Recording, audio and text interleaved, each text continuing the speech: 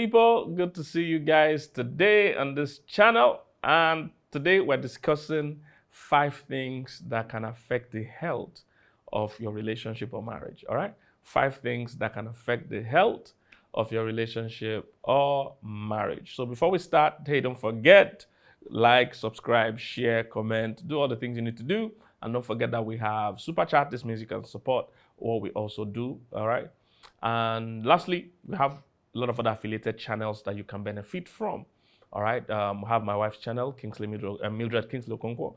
You can subscribe to that. Then we have Wholesome Sexuality. So this is a channel just dedicated to wholesome sexual stuff. All right. Sometimes it gets steamy there. But it's for singles and married. You will enjoy it. Wholesome sexual content. So the name of the channel is Wholesome Sexuality. All right. It's being run by a trained sexologist. So it's something you will like. Then we have a Q&A channel, all right? Question and answer with Kingsley and Mildred Okonkwo. So it's just a channel dedicated to answering questions. So people send us questions, we answer them. Hard questions, simple answers, short and sharp. So it's a channel you would like to subscribe to. Then we have the Clips channel, short clips to just make life easy. So if you don't want to watch the long messages, you can just watch short clips that can educate you relationally and emotionally. All right, so all our channels are there. Make sure you take advantage of them. They'll be a blessing to you. So let's get into today. 5 things that can affect the health of your relationship or marriage. And let me say this. It's not everybody or anything that is alive that is healthy. All right. And I'll say that again. It's not everything that is, or anybody that is alive or thing that is alive that is healthy. All right. Some people are alive, but they're very sick. Some things are still alive, but it's very sick. And our jobs as relationship and marriage experts is not just to help you have a relationship. That's not my aim at all. It's for you to have a healthy relationship. All right, that's where I'm really going. It has to be healthy. It has to be done well. And sometimes I wish the standard measurement for relationships can be obvious. It exists, but it's not so obvious to the average person on the street. Mentally, they can't just see it. So everybody just thinks because I'm in a relationship, it's okay. But a lot of them are in unhealthy relationships, very unhealthy relationships. So it is not fulfilling the purposes of relationships. Sometimes even harming them or hurting them. So there is a difference between a relationship and a healthy relationship. And these are just some things I'm going to mention today that can attack the health, of your relationship. So number one, thing that can be attacking or killing the health of your relationship is the mindset of who you are in a relationship with. So mindsets, all right? There are different opinions and mindsets when it comes to relationship. And it's literally the foundation of everything. The perspective of that person you are with. I mean, how do they see relationships? How do they see, and we all see relationships differently. That's the issue. Everybody's coming from a background, some experience, some influence that you can't control. So they have their own view of how they think a relationship is. They have their own view of what a healthy relationship is. And they just, they can just drag you into some journey that you might not be able to survive. So there are standard things that make a relationship healthy, and they are wrong mindsets. So what is the person's mindset? In my book, When Am I Ready? I have a book titled When Am I Ready? It's one of my first books. Please make sure you get it on Amazon, and it's also available on our website, When Am I Ready? The first chapter actually deals with perspective. So it's part of what we're talking about. Because what you expect is what you accept. What you expect is what you accept. If you already think that it's okay for people in a relationship to hit each other, I see people that they actually think it's okay. They think, oh, sometimes it gets so bad, we hit each other, then we make up. We actually, I've seen a post like that, of 2 people cuddling. They say, us after we have fought ourselves, or us after we have, all kinds of weird things. So they have now normalized fighting in a relationship. Now, don't get me wrong, disagreements are normal because it means we don't agree on something. That's good. We must not agree on everything. But quarreling and fighting is definitely toxic. It's not normal. You don't have to fight. I mean, who goes to a company, have you seen anybody working in a very, very top place and say, oh, we fight in that company. We fight a lot, but we cooperate. No, we can disagree. We can have difference in opinion because as human beings, that's normal. It doesn't have to be a quarrel or a fight. Please, if you have not watched our YouTube channel, a video, me and Pastor Mildred and I, she doesn't like when I say me and Pastor Mildred. Pastor Mildred and I, we have a YouTube video. You should watch it. It's in our pages. 7 reasons why we don't quarrel or we don't fight. 7 reasons why we don't fight. I don't believe you have to fight. I've been a pastor for almost 30 years. I've not fought in church. It doesn't make me weird. I've not fought in church because we behave ourselves, we behave maturely. It doesn't mean I agree with everybody and everything I see in church. There are people I cast away spiritually, some I cast them away physically. But it doesn't have to be a fight. That's what I'm trying to say. It doesn't have to lead to insults and heated, disagree. No, it doesn't have to. I do not agree at all. All right? So, mindsets. What are the mindsets?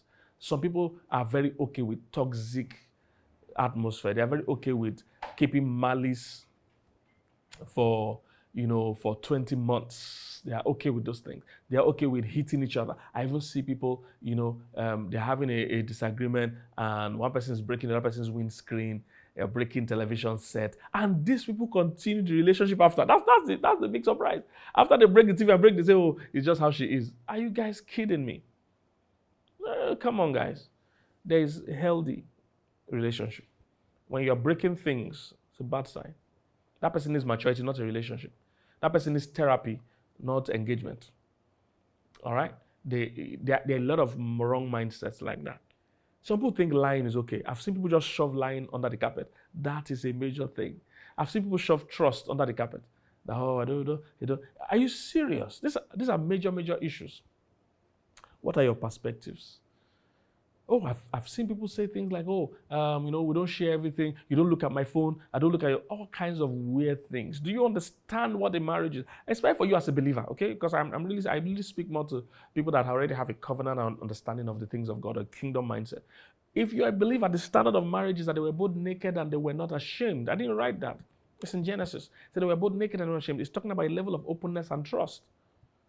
So you can't be saying, you're still debating things like, you don't check my phone, I don't check your phone is my phone is your phone, what are we talking about? You don't understand that the two of them shall become one flesh. No more use of the word my, is now our.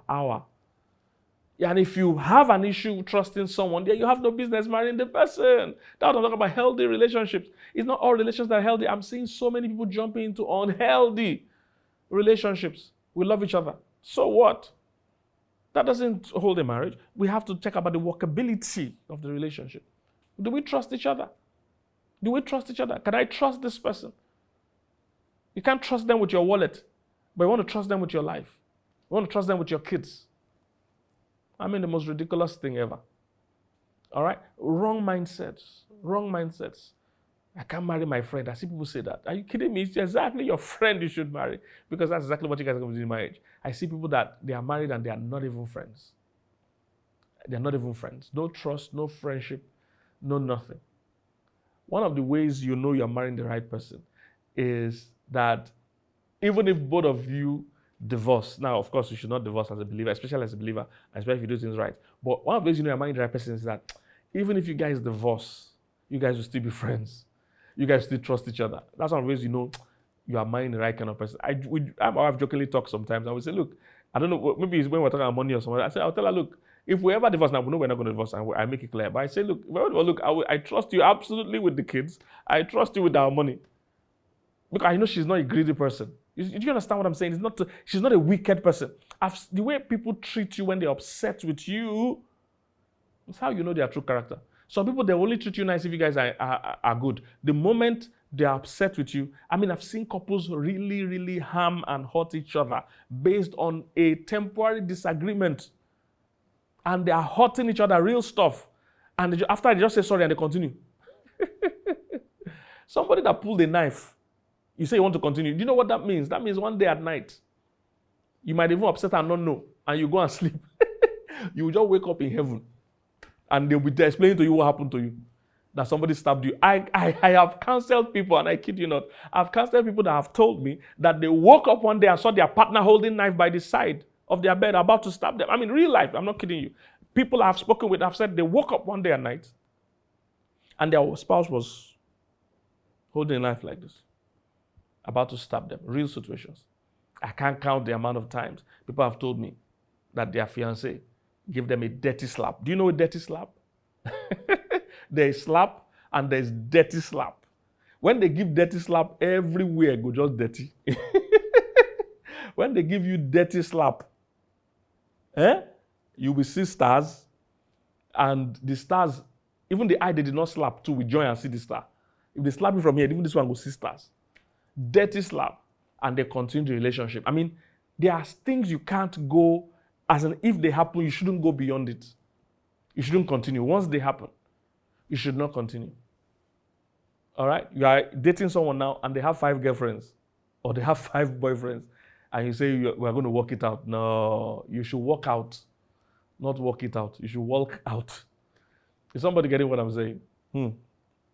So mindsets. I wish there were more ways I could help you see that there are things that are no-nos, things that ideologies that you shouldn't even continue with. You know, there are people that have the do or die ideology in relationship. Do or die ideology should be in marriage. But some people have a relationship. They're saying, no matter what this person does to me, I will stay in this relationship. That in itself is not love. That's stupidity. That's obsession. That person needs therapy. That person does not love you. Do or die mentality in relationship. And now, these same people, when they enter marriage, they stop having do or die mentality. They now start threatening to leave. No. A broken relationship is better than a broken marriage. In a relationship level, if you see warning signs, clear ones, it's okay to walk out. Don't have a do or die mentality that no matter what they do to me in this relationship, I will not leave. That's desperation. That's inferiority complex. That's not a good thing. All right? So many ideologies. You know, there are people that have this casual mindset. And this one is affecting young people a lot. The average young person is training for divorce because they are dating and coming out very casually. So the average young person, I'm talking about Christians, not unbeliever. Unbeliever is an unbeliever now. I'm talking about Christians. They, in their lifetime as being single, they will date too many people. 6, 7, 8 relationships before you marry. You are practicing entering and coming out of relationships. There's going to be a high chance you also carry that same attitude into marriage. You will carry that attitude into marriage when you are casually jumping in and out of relationships. Casually. That's what most young people are doing today. They just date to see how it goes. No, we don't date to see how it goes as believers. We do not date to see how it goes. You first see how it goes before you date. All right? You don't date somebody to check them out. No, that would be too much checking out. You check them out before you date them. And for us as Christians, we don't just date casually. We date because it's leading to marriage. We date someone we are already considering for marriage. In fact, we are literally even planning marriage. That's what brings relationship about. We don't just get a relationship because we are free this summer. That's not how it works. We don't date to check out. We check out the person before we date so that we're not jumping in and out of relationships. Just jumping in and out of relationships. So by the time you now enter marriage, you now have the same mindset that once I'm upset, once I'm no more feeling this, once this happens, I want to jump out. But that's all you've learned. I can never forget one of my guys I counseled. I saw a message on his phone, you know, and from his fiancée then. When I saw that message, I knew that she didn't know what she was doing. So I told him, you can't marry this girl. Oh, he didn't agree. He said they must marry her. I said, no, you can't marry her. This was many years ago. I'm sure it's up to 20 years now. He said, you can't marry her. This guy was so adamant, he did the wedding behind my back. And this is somebody I was up close to, so I was supposed to be in the wedding. I didn't even know there was a wedding. It was months after I found out that they got married. I mean, I couldn't even believe he could stage that kind of a thing. Months after I found out he was married. In fact, on the wedding day, his mom even asked why I was not there, and he made an excuse for me. Less than a year, this lady he was married to, this lady he was married to less than a year, sent him a message on WhatsApp, or on SMS rather, and she broke the marriage on SMS. In fact, she didn't even call it a marriage. She said, we can't continue the relationship. People that are married. Why wouldn't she say that? Because young people are used to this casual dating. So of course, if it's not working, if it's no more convenient, I jump out. That's what they do all the time. You're practicing breakup. You're practicing divorce. Most young people are practicing divorce. If you're dating, you don't have to, I've said it many times, you don't have to kiss many frogs before you find your prince. Pastor Mildred was the first ever relationship I have. First ever. You don't have to date. You don't have to date people checking. When you want to date checkout, then you're going to have to date many people now. Or you don't understand what checking out is. Have you ever gone to try clothes before? Your shoes. You're going to test many if you're trying to test them out. And a lot of these test outs, believers are talking about, involve sex. So it involves sex. That's a different topic. I don't want to go there. It involves sex. So they are sharing demons, sharing blood covenants, sharing soul ties. So how can these people now stay in a marriage? How can they survive in a marriage? They cannot. They've tested too many things, tested too many soul ties. They cannot survive in a marriage. Pastor Mildred was the first ever person I did, the first relationship ever in my life, especially as a believer. First ever. I didn't have to start dating. Now, there were many people I checked out. Oh, we are friends. I don't have to enter a relationship with you. Oh, let's go and watch a movie. There's nothing wrong with that. Let's go watch a movie. That's what two healthy Christians should do. And it mustn't be sexual. Let's go watch a movie. As you're watching the movie, I'm seeing, if you are supporting the wrong person in the movie, you are not my wife now. You must support them. Liam Nelson, the people you must support in the movie. Liam Nelson, who are the other people I like? I'm joking. But you know what I'm saying? But in simple things like watching movies, going on a date, I see how you order. You know, any girl that you enter to take out, she remove her belt. And she give me 13 scotch egg, 15 sausage. Only you, and she brings out the bag to collect the takeaway. You have married a greedy person. I'm joking, but you know what I'm saying? I'm saying in those casual environments, oh, let's go watch a movie, let's go get coffee. You don't make everything romantic, don't make everything marriage. That's how you know who will remain as just friends and who can move from friendship to something. If you go through the right processes, you'll find out that you don't have to date many people before you move to the next level. Okay, so there are many, many mindsets I don't want to waste your time with, but the point is, can we deal with our mindsets, all right? What are the kind of mindsets you have, all right? Second thing that can destroy a relationship or destroy the health of your relationship is having options. Options. Options are so dangerous. Options, I mean, is one of the things I've noticed that destroys relationships or marriages, having options. I've learned over time that variety and possibilities and options, as long as we're in this life, will never finish. What does that mean? You will always meet people. I mean, there are many people you can marry, and we've taught this many times. There's no one person, exact person for you. You have many godly options. And the point is that you will pick one and stay with that one. Not that you will not still have more options. Options will always exist. But keeping those options active and alive around you is going to destroy the health of the marriage or relationship you currently have. So contentment, this is why the Bible talks a lot about contentment. That contentment, having contentment and righteousness is great gain. Having contentment is great gain. These are part of the teachings that we don't teach again in churches, because most church experience is based on people's needs. So we're even making them greedier than instead of being content. Because most prayer meetings, most services, most online prayer is about let's get you to get your miracle. Let's get you to get your breakthrough. So the person is very selfish-minded. It's not learning contentment in any shape or form. And contentment is crucial in life. So options will always exist, but keeping those options alive and active in your life is going to destroy the health of your relationship or marriage. Cutting away options. I mean, there's so much power in focus. There's so much power in focus. The grass is always greener on the other side when you are looking at the grass on the other side. What concerns you with the grass on the other side? The grass on the other side is none of your business. If they like, they should put rose. They should put a flower. They should put anything they like on the grass. I'm not looking at the grass on the other side. It's none of your business. Focus on your own grass. That's all. Why are we even discussing the grass on the other side that is green and who cares? I'm not looking at the grass on the other side. Keep your eyes on your own and keep building your own to whatever level you desire for it to get to. Options destroy a relationship. Once you have options, what do I mean by options?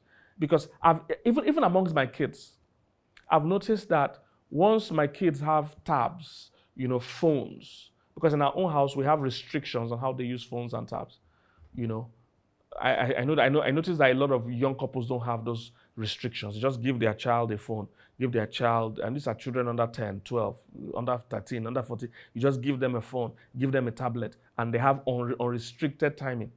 You're going to make them antisocial. You're going to make them very weird because they won't know about human contact because all they are doing is phone.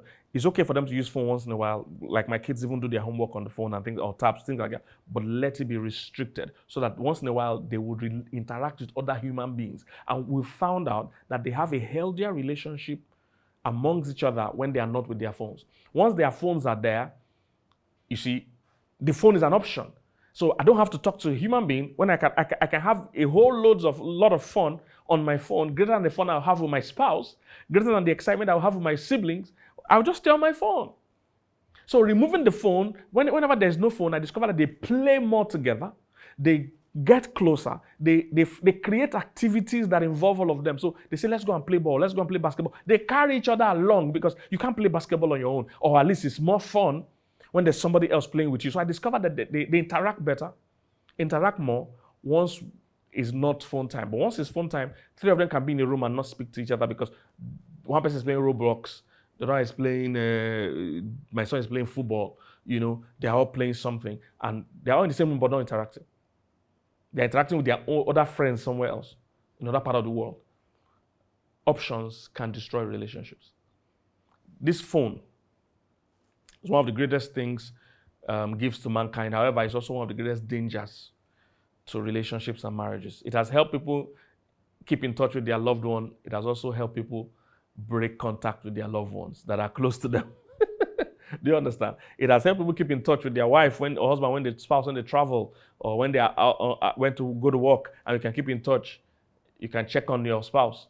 But it has also distracted a lot of couples from each other. So they are lying down on the bed together. Instead of having a conversation with each other, they're on their phone with other people.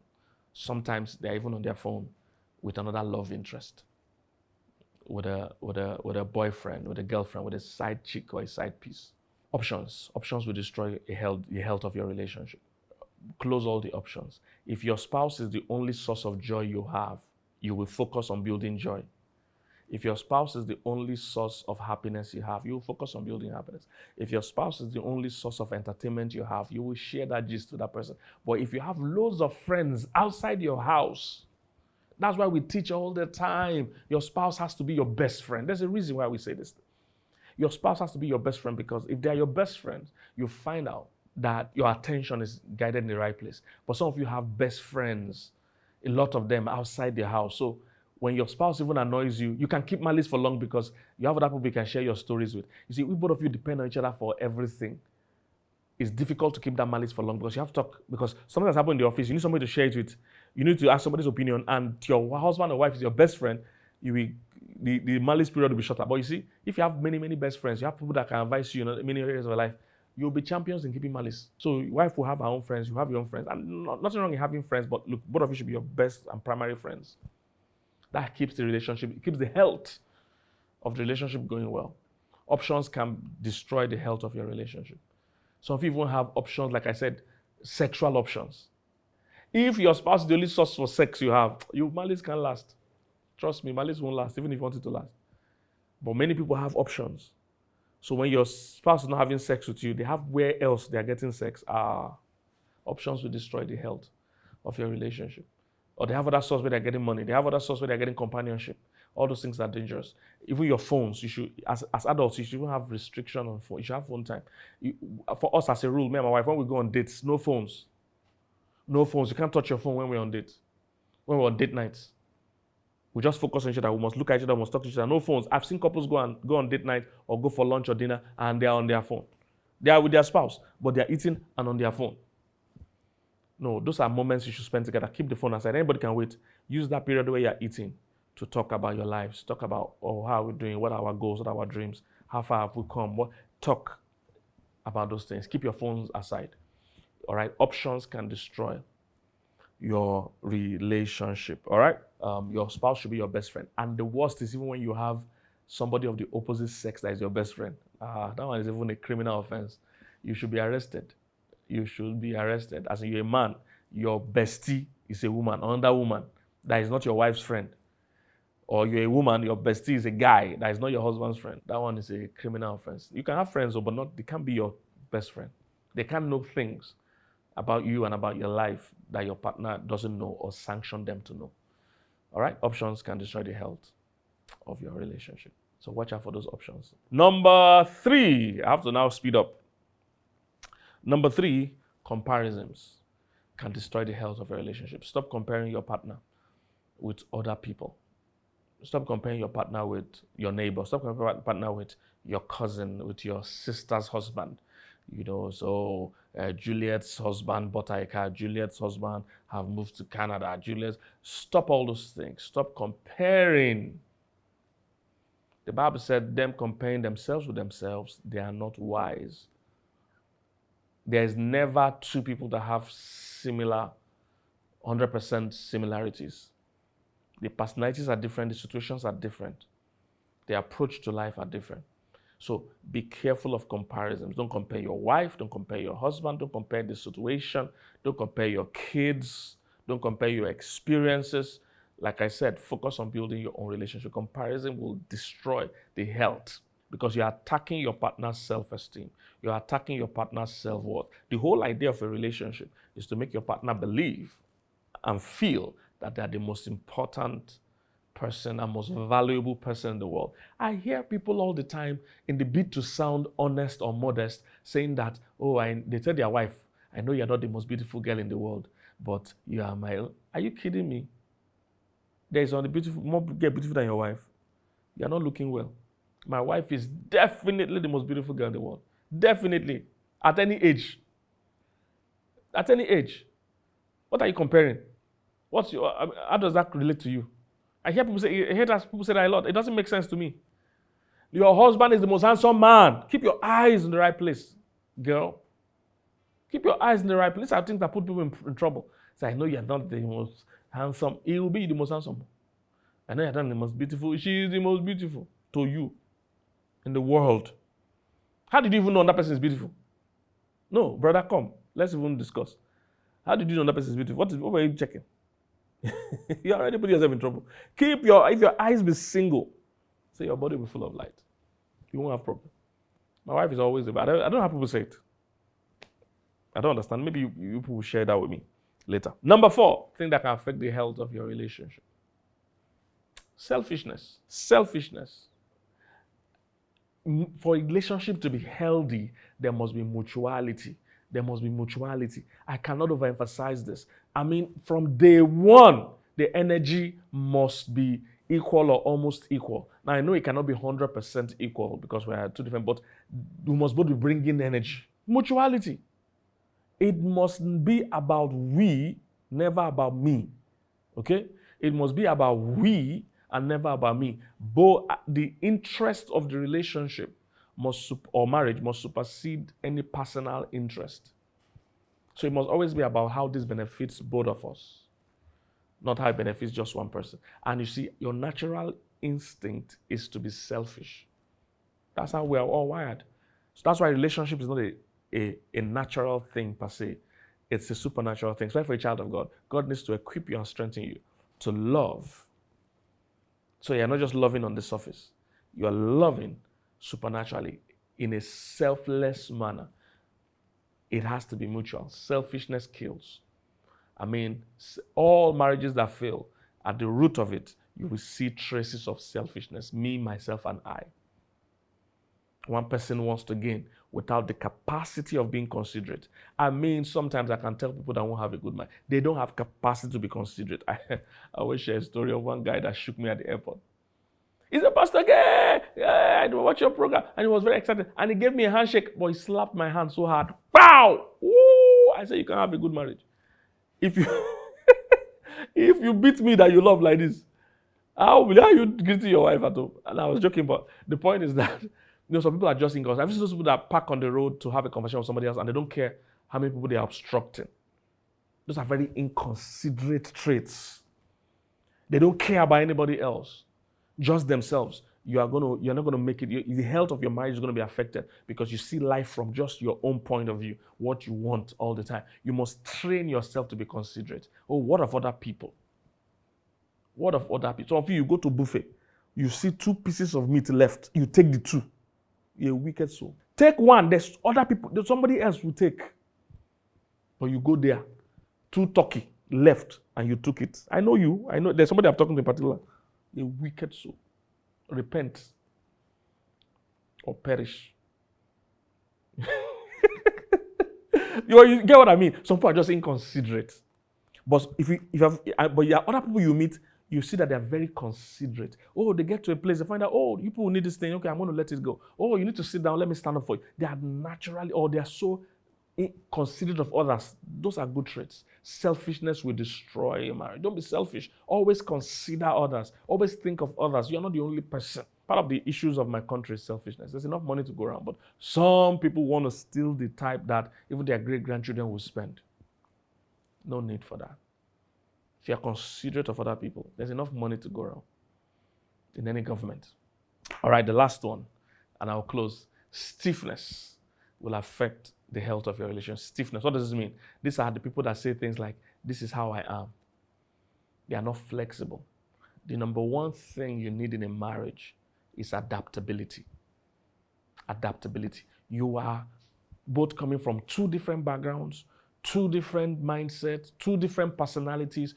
Adaptability is your greatest asset. Flexibility is your greatest asset. Your ability to adapt. Don't say this is how I am. I shout when I talk. That's the only way. But you know that shouting terrifies your wife. So you must learn to put your voice down. You must be able to control yourself. You can say, oh, this, there are some ladies that say it, you not have bad character. You not have bad attitude. So you know, take responsibility for your behavior. You know I hate to apologize. No, don't be stiff. Some people hate to be corrected. Once you correct them, they are going to frown their face. Look, you need to grow up. That's one of the biggest gifts God gave us, the ability to be flexible. It's one of the biggest gifts God gave us, the adaptability. So be adaptable. Be adaptable to whatever situation you find yourself, to whatever spouse you have chosen. Be adaptable to them. Be adaptable to them. You won't die. Most times, if you can tune your mind, there's nothing you can't achieve. Many of you, the reason why you struggle with adapting is because you have made up your mind you don't want to change. You have made up your mind this is the way you want it to be done. This is the only way it can be done. If you change your mind, you find out you can live in a different city. The one that your spouse wants you to live in, you can change your work hours. You can adapt. There are a lot of things you can do if you really, really want to do it. So stiffness will affect the health of a relationship because adaptability is not even just at the beginning. You'll find that when people marry, they all go through different seasons. They change. When it's just both of you in the house, there's a level of adaptability. When kids start coming, you need to start adapting to a different level. Both of you need to start adapting. If you're not careful, the kids will take a lot of attention. And you guys, your relationship will just, break. So you need to keep adapting to different stages. And that, so stiffness will affect the health of the relationship. Never use the term, this is how I am, just take me like this. No. Keep being the best version of yourselves. I always say this, it's not about who you are, it's about who you can become. All right? That's what makes a relationship healthy and successful. It's not about who you are, but it's about who you can become. All right, so I hope you've been blessed. Hope this helped you. Please send, share, like, subscribe this video. Send it to somebody to be a blessing to them. And don't forget to subscribe to our other pages. And we'll look forward to seeing you soon. And don't forget, if you're in the UK, we're coming to the UK October ending and first week in November. So we're in Manchester, Birmingham, London, Scotland, Ireland. Look forward to seeing you.